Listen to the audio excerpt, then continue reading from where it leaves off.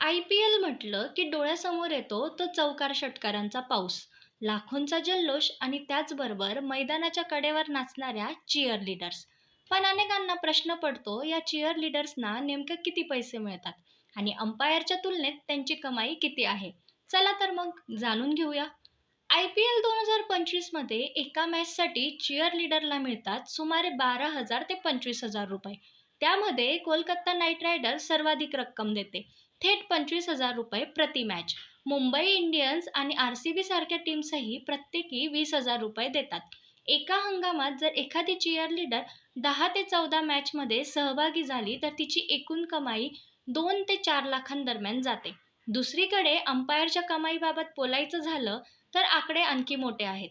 अनुभवी अंपायरला एका मॅचसाठी थेट 1,98,000 रुपये दिले जातात, तर नवख्या अंपायरला 59,000 रुपये प्रति मॅच मिळतात. त्यामुळे संपूर्ण IPL हंगामात अंपायरच 7 लाखांपेक्षा जास्त कमावतो.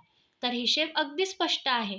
अंपायरची कमाई चीअर लीडर्सच्या तुलनेत अनेक पटींनी अधिक आहे. पण मैदानावरचा उत्साह, रंगत आणि नियमांचा तोल या सगळ्यांची जबाबदारी या दोघांकडेच असते. त्यामुळे IPLचं मनोरंजन पूर्ण होतं ते त्यांच्या एकत्रित उपस्थितीनेच.